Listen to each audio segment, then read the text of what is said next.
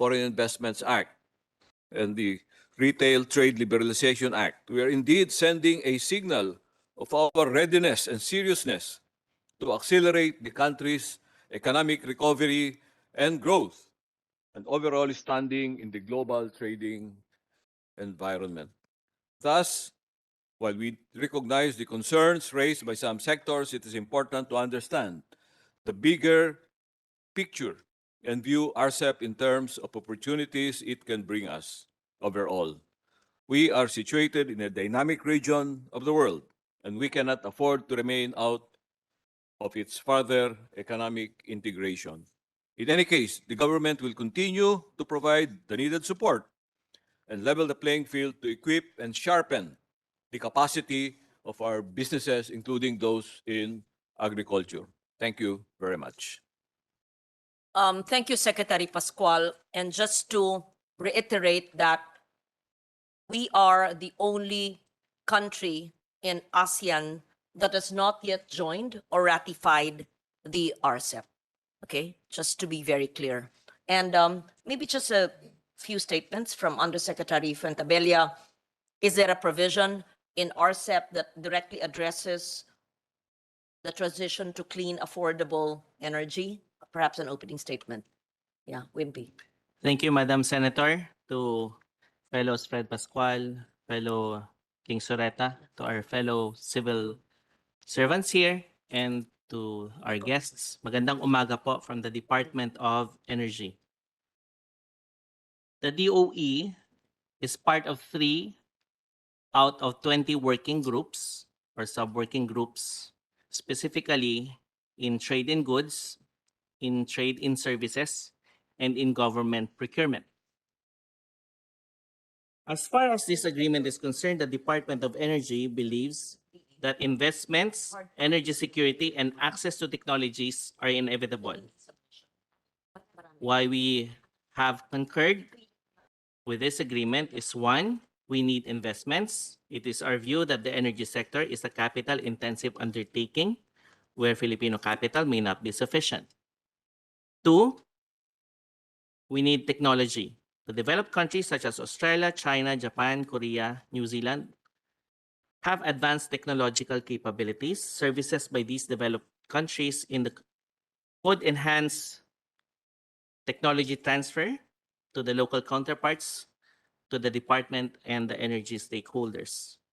And number 3, international energy cooperation is seen as vital in pursuing collaborative activities with other countries to realize our goal to have self-sufficiency, to have energy security, and sustainability. We are utilizing this agreement to pursue the Philippine Energy Plan that works towards energy security. Maraming salamat po. Thank you, Undersecretary Fuentabella. Does the DFA wish to make an opening statement or no need?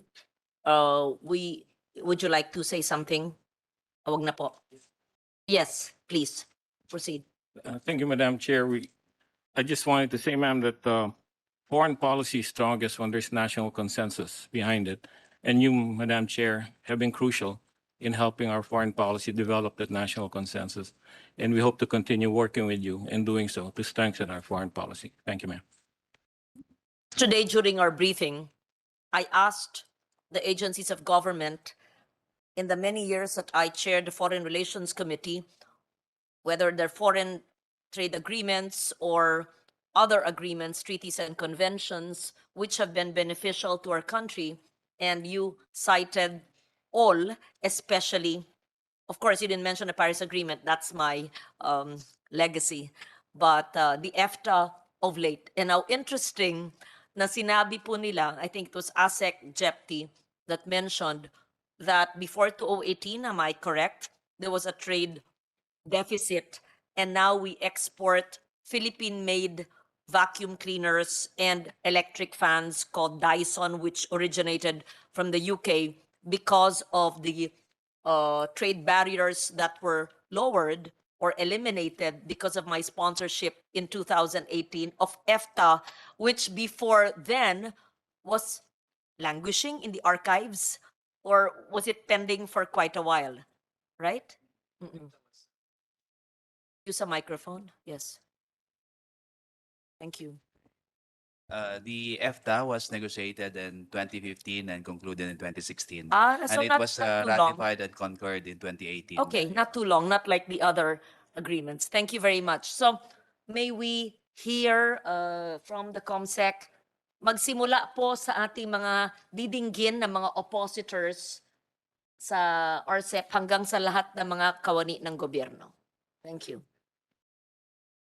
Good morning. The Committee on Foreign Relations would like to acknowledge the presence of its distinguished guests, namely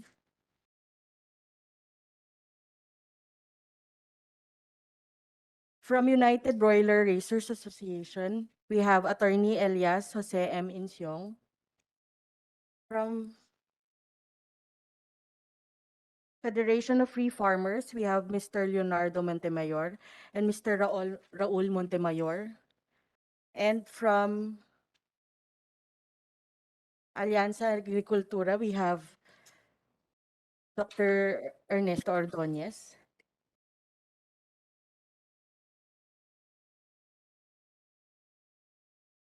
From the Department of Energy, we have Undersecretary Felix William B. Fuentebella. From the National Economic Development Authority, we have Director Bien A. Ganapin. From the Department of Foreign Affairs, we have Assistant Secretary Gina Hamoralin. From Department of Foreign Affairs, we have Undersecretary Carlos D. Sareta. From Department of Trade and Industry, we have Assistant Secretary Alan B. Hepti. Also from DTI, we have Secretary Alfredo E. Pascual. From Department of Agriculture, we have Assistant Secretary Noel Padre. From the Bureau of Customs, we have Attorney Julito Doria. We are grateful. We recognize the presence of our dear Senate President Miguel Zubiri, who had requested me to take over the RCEP, but who will help me shepherd the process. But of course, listening to our dear friends from our farmers, our fisher folks, the MSMEs as author of the MSME law. So thank you, Mr. President, for joining us today. COMSEC, proceed. Hi, Ernie. Okay, proceed. Pakispeed up lang po yung mga present po today. Thank you. Also from DFA, Director Anthony Aguirre. From Tariff Commission, Commissioner Marisa Padaron. From DBM, we have Mr. Mark James Evangelista. From Philippine Competition Commission, Executive Director Kenneth Tanate. We also, from the gallery, we have SEC.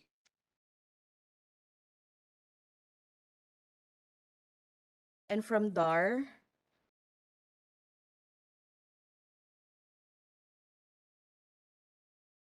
from SEC, we have Assistant Director Violeta Infante, Attorney Anne Kathleen G. Daguro, and Ms. Paula R. Batalla. And from DAR, we have Attorney Edwin N. Mendame Jr. po. That would be all, Madam Chair. Thank you. I hope everyone who are seated here have been acknowledged, and the others, I did not see their names. I would assume that they are with us in the room. Yes. Sino po yung taga-DAR? Wala po dito. Yes, okay. Sino po yung taga-SEC? Wala po dito. Okay. Sino po, Customs andito, DA, Tariff Commission, PCC is here. DA, nandito na kayo, yes. And NEDA, DOE, okay. May we ask the Senate President to have an opening statement, and then we will acknowledge the Federation of Free Farmers and yes, can you have a name for Mr. Ordonez, former USEC? SP. Maraming salamat sa ating subcommittee chair, our Senate President Pro Tem, Senator Lauren Legarda, for this opportunity. And good morning, blessed good morning, Secretary Pascual, freshly minted secretary, confirmed. And you know the job at hand, and I'm very excited for you and for the department.